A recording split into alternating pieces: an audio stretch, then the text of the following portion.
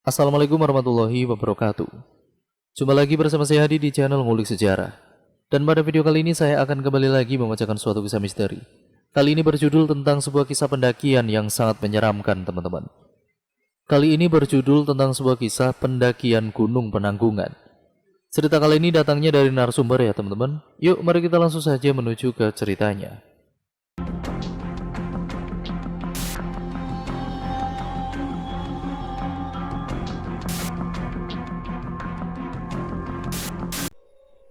Kini telah tiba saatnya senja resmi menjadi malam. Pukul 18, selepas sholat maghrib.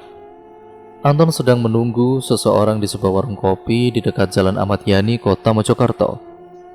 Kebetulan, saat itu ia sedang libur bekerja dan ingin bertemu kawan lamanya yang ada di kota itu. Beberapa menit kemudian, suara bising sebuah motor terdengar dari halaman parkir warung tersebut. Anton melambaikan tangan kepada pengendara motor itu. "Sorry lama, tadi masih ada kendala di jalan, aku habis nabrak orang," ujar pria itu. "Innalillahi, terus kamu gak apa-apa?" tanya Anton pada pria itu yang telah duduk di depan mejanya. "Ya gak apa-apa sih, cuma orang yang aku tabrak tadi itu lecet kaki sama tangannya. Untung aja gak ada polisi, orangnya juga mau diselesaikan dengan cara yang damai." "Alhamdulillah, syukurlah kalau begitu," balas Anton lega. "Syukur apanya? Aku bayar 300.000 buat tuh orang," kesal pria itu sambil memegangi kepala. "Loh, kok banyak? Emang parah?" Pria itu menjelaskan panjang lebar kronologi kejadiannya. Korban yang ditabrak meminta pertanggungjawaban. Jika ingin menyelesaikan dengan cara kekeluargaan harus membayar besaran sekian. Awalnya si korban ini meminta pertanggungjawaban, ya uangnya itu sebesar 500.000. Namun pria itu hanya memiliki uang 300.000 terakhirnya di dompet. Mau tidak mau, ia hanya bisa memberikan sembari mengikhlaskan uang terakhirnya untuk bertahan sampai akhir bulan menunggu gajian. "Lebih baik damai daripada urusan polisi," ujarnya. Anton yang melihat kawannya kesal itu mencoba untuk menghiburnya. Namun, obrolan demi obrolan mereka terasa hambar karena pria itu tidak kunjung tersenyum. Tak sesekali ia mengucapkan kata-kata yang tidak mengenakan untuk didengar. Semakin lama Anton ini pun jengkel melihat kelakuan dan perkataannya. Tidak sedikit pula sorot pandang dari pengunjung lain memperhatikan mereka berdua. Tiba-tiba Anton ini mengingat sesuatu jika kawannya ini dulunya suka mendaki gunung sama dengannya. Walaupun pria itu telah vakum mendaki selama setahun silam. Apa salahnya untuk mengajaknya ke puncak? Ya, agar lebih tenang saja pikirannya, melupakan kejadian yang telah menimpanya itu. "Ren," ujar Anton. Pria itu masih diam tidak menghiraukan. Randy, mendaki malam hari berani nggak?" tantang Anton. "Di mana?" "Sini aja yang deket-deket. Di Penanggungan mungkin," tawar Anton. "Kapan emangnya?" "Sekarang lah." Randy hanya terdiam lama. Lalu ia berujung menjawab, "Kamu ini, aku lagi ketimpa masalah, malah ngajak muncak. Enggak ada uang aku." "Justru itu yang asik. Biar pikiranmu itu tenang di atas puncak nanti. Soal uang enggak perlu dipikirin. Kayak mau ke mall aja butuh uang banyak." "Enggak lah," pungkas pria itu. "Ayolah, biar suasana hatimu ini sedikit terhibur. Enggak tega aku lihat kamu yang kayak gini. Daripada di rumah malah pening," rayu Anton. Setelah lama dipertimbangkan, akhirnya Randy ini mengiyakan ajakan Anton. Karena pendakian yang terbilang dadakan, mereka hanya membawa alat seadanya saja. Lagi pula, Gunung Penanggungan juga sudah menjadi tempat pendakian mereka untuk sekian lama. Jadi, mereka sudah hafal betul medan yang akan mereka lalui. Pun soal pendakian, mereka sudah berpengalaman. Namun malam hari adalah kali pertama ini mereka mendaki. Pukul 9 petang mereka sudah siap untuk berangkat. Menggunakan motor Suzuki Anton, mereka berdua langsung bertolak ke arah Trawas. Namun setiba di daerah Mojosari, ban motor mereka bocor di tengah jalan. Otomatis mereka harus menuntun motornya sembari mencari tambal ban yang masih buka. Dan lagi-lagi Randy ini menggerutu karena perjalanan mereka terhambat. Anton mencoba untuk menenangkan agar tidak mengumpat perkataan joroknya. Namun tetap saja, ia masih terus menggerutu dengan kesal. Setelah beberapa menit mengarungi jalanan, akhirnya ada tambal ban 10 meter di depan mereka. Namun itu sudah tutup, hanya ada kompresor angin yang berada di depan rumah tersebut. Tanpa tedeng ngaling-ngaling, mereka langsung mengetuk pintu rumah itu, berharap penjaga tambal ban yang membukakan pintu rumah. Beruntung si pemilik rumah masih terjaga dan mau menolong mereka berdua. Walaupun sebelumnya banyak negosiasi karena semula si pemilik tambal ban itu enggan menambal motornya. 30 menit berlalu cepat. Motor sudah bisa mereka kendarai kembali. Dalam perjalanan, Randy masih terus bergeming. Anton mencoba membuka percakapan, namun hanya dijawab dengan ketus dan tatapan kesal. Bukan seorang Anton namanya jika ia melihat sahabatnya marah langsung putus asa. Ia terus mencoba membuka obrolan-obrolan ringan, dan akhirnya Randy juga bisa luluh dari egonya. Ia sudah mulai bisa tersenyum kembali.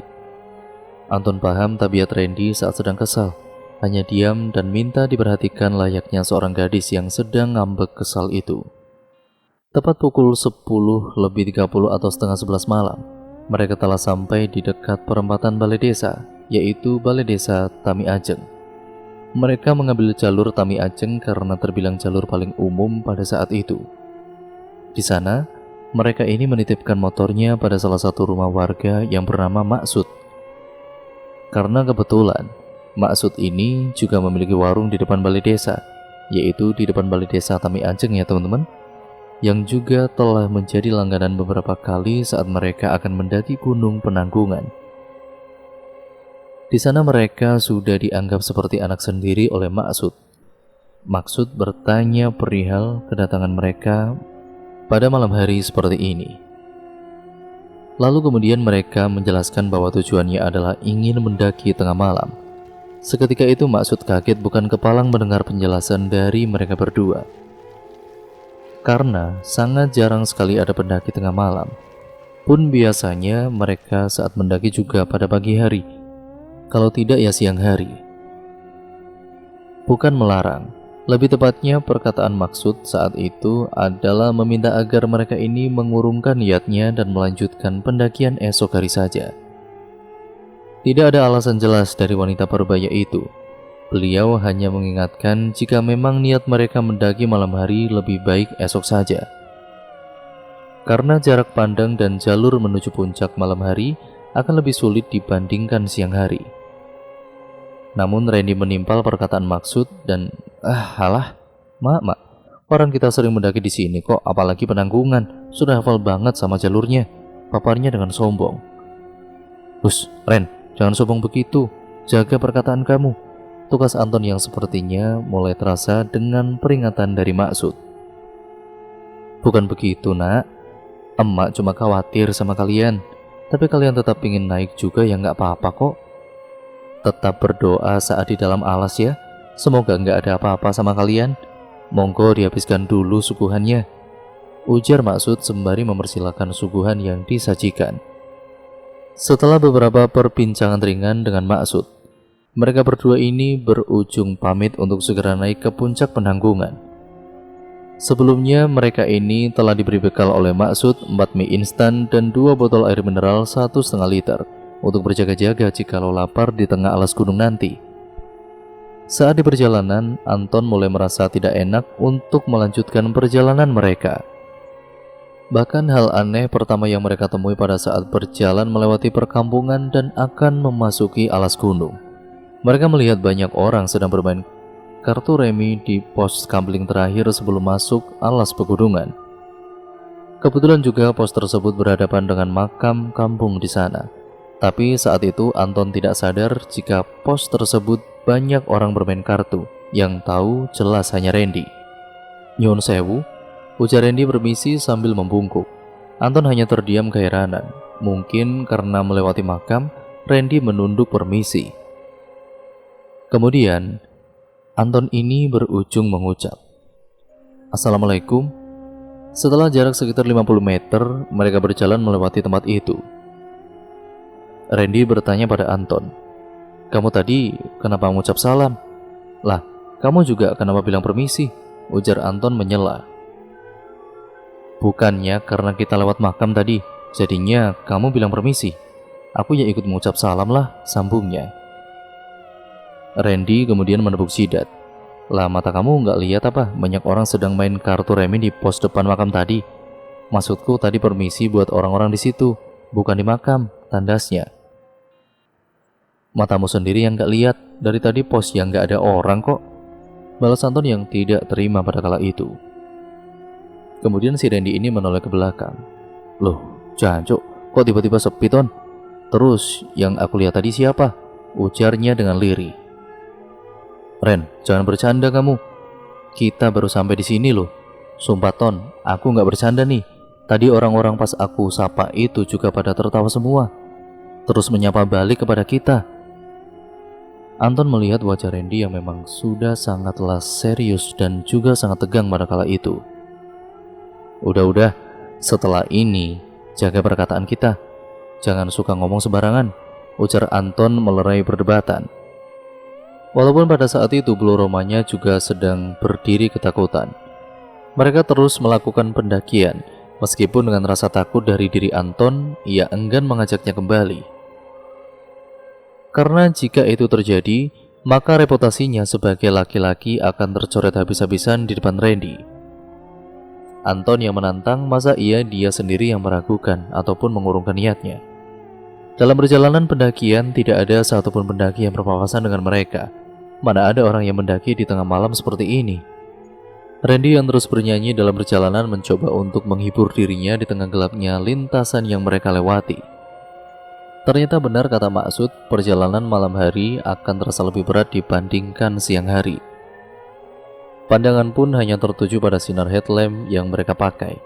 Benar, berat sekali, seperti apa yang Anton rasakan saat ini. Tiba-tiba gerakannya ini terasa sangat berat untuk berjalan, seperti ada yang ia gendong pada saat itu. Padahal dalam isi carrier Anton hanya ada sleeping bag, tenda, dan matras saja, selebihnya tidak ada apapun. Sedangkan untuk 2 botol minum dan 4 mie instan ada di carry Randy. Kemudian Anton ini memanggil Randy yang sudah terlihat semakin menjauhinya ke atas. Randy. Pekik Anton dan Randy tetap tidak menghiraukan. Ia tetap berjalan dengan bernyanyi lantang. Ren! Anton pun kemudian mencoba untuk berteriak sekencang-kencangnya. Namun Randy tidak mendengarkan. Justru perlahan suara nyanyian Randy semakin menghilang. Sementara dari sisi Randy, ia merasakan seperti ada yang memanggilnya dari belakang, tapi suaranya ini halus. Ia selingkuhkan ketika melihat ke belakang tidak ada Anton di belakangnya. Padahal, sedari tadi Randy merasakan keberadaan Anton hanya berjarak beberapa senti di belakangnya. Kemudian, ia melihat sorotan lampu kecil di bawah, seperti kunang-kunang, tapi juga seperti headlamp milik Anton. Ia mencoba untuk menghampirinya. Semakin Randy mendekati, sorotan lampu itu semakin menurun ke bawah. Sejenak langkahnya terhenti.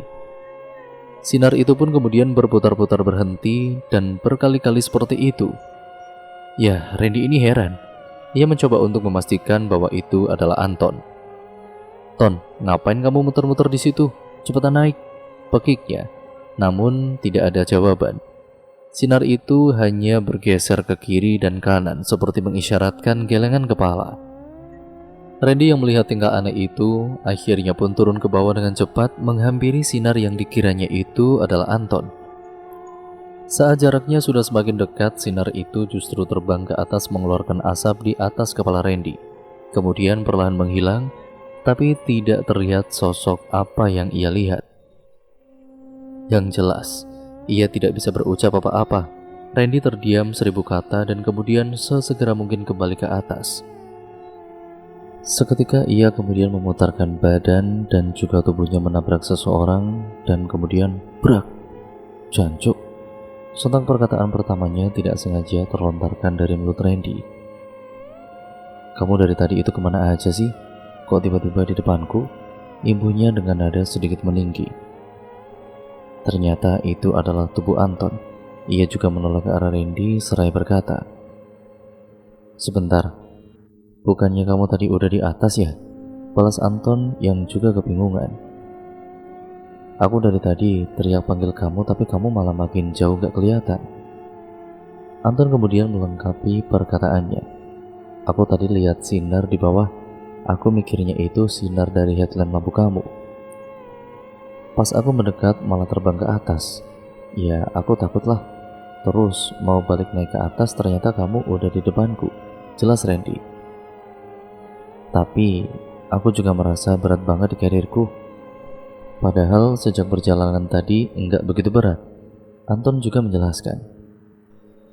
Belum selesai perdebatan mereka, sejurus kemudian terdengar suara seperti seorang wanita yang membisik. Namun terdengar jelas, sangat jelas sekali. Sampai Anton ini menepuk punggung Randy. Ren, denger gak? Aku tadi juga dengar suara ini. Jelas Randy. Mereka berdua kemudian sejenak terdiam. Tidak lama kemudian suara itu kembali lagi, namun lebih jelas seperti sedang memanggil seseorang. Suaranya seperti, "Hai." Jelas sekali terdengar di kedua telinga mereka. "Nyun sewu, Mbah, punten, namung badhe lewat," ujar Anton menggunakan bahasa Jawa halus. "Udahlah Ton, gak perlu takut," ujar Randy sambil menepuk pundak Anton.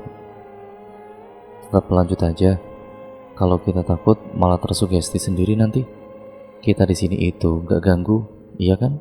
ujar Randy menguatkan hati Anton. Walaupun saat itu juga Randy sedang gemetar ketakutan betul. Anton ini hanya mengiyakan, namun dengan syarat ia berada di depan Randy. Beberapa waktu berlalu dan beberapa suara-suara aneh mereka acuhkan. Pukul 3 pagi, mereka ini kemudian telah sampai di puncak bayangan. Tempat campground terakhir sebelum mencapai puncak penanggungan untuk pendaki yang memulai jalur Tami Ajeng.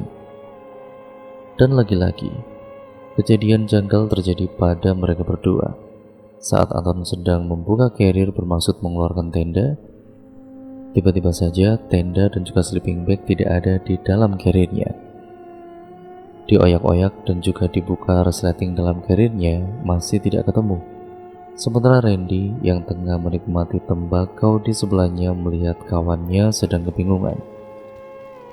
"Ada apa? Tendaku di mana ya? Padahal tadi aku bawa loh," jawab Anton sembari mencari tenda. "Tadi kamu taruh di mana?" "Ya di dalam carrier lah. Mana yang hilang tenda sama sleeping bag lagi?" Anton mulai panik. "Terus gimana nih? Jangan-jangan matras kamu juga hilang? Aku nggak bawa tenda sama matras loh." "Kalau matras ini ada, tapi tenda sama SP ku nggak ada." "Aneh, padahal carrierku nggak ada yang bolong." "Ya udahlah, gelar matras aja. Bentar lagi juga pagi. Alamat nggak bisa tidur dah," ujar Randy sambil terkekeh. Anton hanya diam tidak menghiraukan dan ia masih sibuk mencari sleeping bag dan tendanya. "Udahlah, nggak usah dipikir. Tadi kamu bilang mau menghibur aku di sini. Malah kamu sendiri yang panik," ledek Randy. Mendengar perkataan Randy, ia jadi teringat janjinya tadi. Kemudian Anton mencoba untuk merelakan kehilangan sleeping bag dan tendanya. Meski masih saja ia membahas itu dengan Randy. "Kamu ingat gak? Tadi aku sempat bilang kalau punggungku sampai berat nggak bisa gerak. Tapi setelah kamu tabrak dari belakang, rasa berat itu tiba-tiba hilang. Terus jadi enteng banget di belakang punggungku," jelas Anton panjang lebar. "Jadi kamu nuduh aku yang ambil?" tukas Randy. "Ya nggak begitulah. Tapi..." Belum selesai Anton menjelaskan, Randy ini menimpal. "Tapi apa?" "Udahlah, kamu nuduh aku kan?" bentaknya. "Ren, aku itu nggak nuduh. Cuma di sana tadi itu ada hal yang janggal." Terus, belum selesai menjelaskan terdengar suara dari atas. Seperti suara wanita mengendus-endus kelelahan. Mereka berdua pun mendengarnya. Kemudian disusul dengan suara teriakan seorang pria, seperti sedang memanggil, "Woi!" Karena mereka berpikir ada pendaki lain di atas, Randy menyaut panggilannya, "Woi!" Tapi sudah tidak ada balasan. Suaranya itu kemudian hilang. "Oi, ada orang di sana?" Bagi Randy memastikan kembali. Tiba-tiba hawa dingin menjadi semakin sangat dingin. Mungkin karena mereka tidak memakai tenda dan sleeping bag di sana. Tapi saat sebelum suara itu ada, mereka tidak merasa dingin. Dingin memang dingin, namun hanya dingin pada umumnya saat di gunung.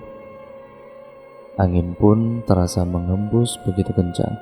Beberapa menit mereka ini bertahan, semoga tidak terjadi hipo di antara mereka. Jika terjadi maka akan sangat merepotkan. Di sela-sela hawa dingin, suara itu kembali memanggil dan dibalas oleh Randy, namun tidak ada balasan kembali. Kesunyian dengan hawa dingin yang menusuk dan mencekam menyelimuti keduanya. Randy yang tiba-tiba ingin buang air kecil pun rasanya enggan beranjak dari tempat duduknya. Kebelet kencing. Susah banget ini anjir.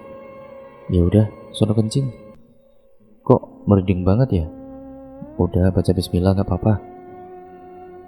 Dengan keberanian yang dibangunnya, akhirnya Randy beranjak menuju ke pohon besar yang terletak di belakang. Tawa seorang perempuan pun terdengar lagi, dan kali ini tawa itu menjadi semakin terdengar dengan jelas, seakan-akan berada di dekatnya.